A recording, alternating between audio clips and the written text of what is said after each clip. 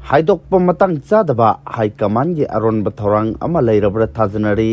मरमदि नुमित तरानी सुरबा खेमचाना लुचिंगबा लेंगाक portfolio सु यंथोक्ट्रे ministry expansion सु तौद्रे सही अमरोम प्रेसिडेंट रूल की लेंगाक लेरुरबा मतुंगदा मणिपुर पॉपुलर गवर्नमेंट अमा लिंखलक्किबा नुमित तरानी सुख्रबसु चीफ मिनिस्टर युमनाम खेमचानगा पुन्ना वासक लोमिनक्किबा कैबिनेट मिनिस्टर सिंगी पोर्टफोलियो यंथोक्ट्रे मसिगिसु मथक्ता हांगदुन लेरिबा मिनिस्टर तरेसु मेंशनरी मतम सांगना पोर्टफोलियो पिथोक्तबा अमसुंग मिनिस्टर की फम हापजलक्तबसिना मरम ओइरगा मियामना सोशल मीडिया दा करी मतौनो तौनरिबसे हाइना हंगनरले लेकाई दना जीवन इलेक्शन गा हंदोखिदना थबक्का अमत कौबा ngamhoroi ko haina ngangnari अनौबा लेंगा अमा सेमख्रबा तुंगदा बीजेपी लेजिस्लेचर सिंगी मनदना पक्ताना सुलैत्रे यानदबा लेरंबसिंग हौजिति लोइनमक पुनसिनख्रे मसिदगी हेंदोक्तुना कुकीजो कांगबुगी एमएलए सिंगी मरक्तसु खाइबोक अमदि लेंगाक सेंबदा सगोल इबनी कांगपोकपी माइकैदा इरांग थोकलंबा हौजिति नेमथाख्रे नेमचा किकबेन डेप्यूटी चीफ मिनिस्टर हाबलकपदा चुरचानपुर माइकैदा अमसुंग साइकुन असेंबली कॉन्स्टिट्यूएंसी रोमदा इरांग खरा हौरंबा नतना कांगपोकपी असेंबली कॉन्स्टिट्यूएंसी ददी नेमचा किकबेन डेप्यूटी चीफ मिनिस्टर यानरे हाइबा लोइनमक खंगरे थाजबा याबा मफमदगी फंगबा पाउना हाई युमनाम खेमचाना मणिपुर के चीफ मिनिस्टर ओइरखिबसी लेजिस्लेचर सिंगना खंजबा लुचिंगबा नते सेंटर के लुचिंगबा सिंग हाबलकपनी मरम अदुना महाकना हौजी पोर्टफोलियो अमसुंग मिनिस्ट्रियल एक्सपांशन गिदमक सेंटर की याका येंगदुना लेरी इशू अनि सिदा महाकना सुंगसोय सोयदना पार्टी की लुचिंगबा सिंग पाव फाउनरंगमनी सेंटर सुमियाम की अनिंगबा अपामबा सोयदना खंगलमगनी अदुबो हाइदोक्तबा अरोनबा थौरांग अमा लेरमगनी हाइना अखंग अहि खरना थाजनरी गवर्नमेंट असिगी मांगदा तारिबा अचौबा पोलम हाइबा तारगदी मणिपुर इंग तप्पा पुरक्पसिनी नेशनल हाईवे सिंगदा माहुसागुमना अकी तुजुंगबा यावदना मियाम चथोक चसिन तौबा याहनबा अमसुंग कुकीजो सिंगना अनौबा लेंगा असिदा सगोटपगा लोइनना सेंटर की लुचिंगबा सिंगना मखोइगे एमएलए सिंगी मरक्ता अमा नत्रगा अनि मिनिस्टर पिरक्पदा इरांग थोंदबा हाइबसि ख्वाइदगी मरु ओइरी कुकीजो सिंगी मरक्ता हौजिक्ति लेंगाक सेंबदा यावगदबनि हाइबा कांगबु अमा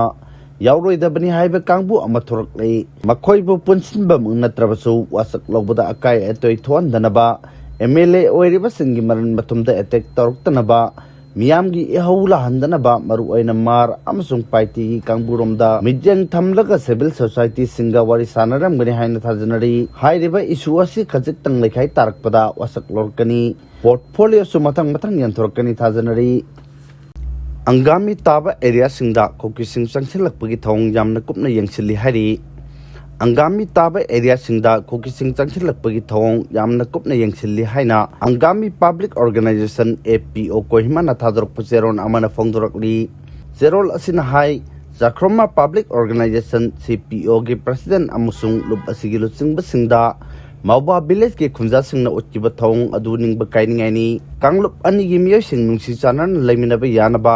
वारी सानबा चंगलुबा सीपीओ की लुचिंगबा सिंगदा अतमनना अटैक तौदुना चथरकिबा थौंग अदु यानिंगदे का हेन पामदबा थौदोक थोरकबा याबगी फिबम लेरमलबसु सीपीओ की लुचिंगबा सिंगना लुप असिगी नहरोल सिंगबा थेमजिनदुना नाकल अनिगी मरक्ता यासिनबा परनबा होनकिबनी हंदक थोकिबा थौदोक अदुगी मतुंग तारकबदा अंगामी ताबा मफमदा लेरिबा कुकी सिंगी मौंग मतौ होंगलकबा अमसुंग कुकी किया चंगसिललकबगी थौंग कुपना यंगसिल्ली इपा इपुसिंगना मतम अमदा कुकी सिंगबु अंगामी की lambda खुंदानाबगी अयाबा पिखिबनी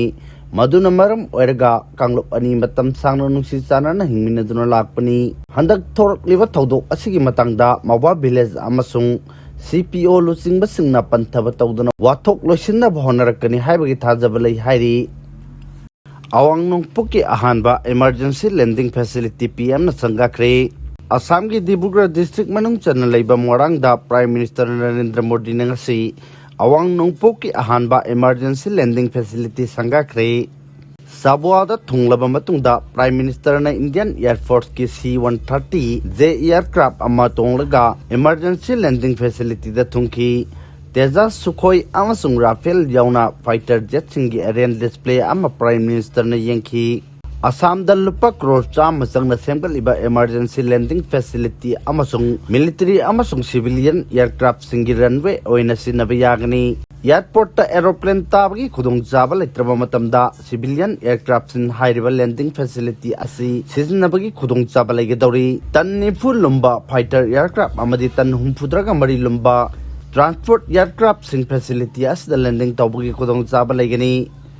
Kumja lising ani kunga mathoida India ki ahanba oina Rajasthan ki Barmar district ta emergency landing facility ama sanga kibani.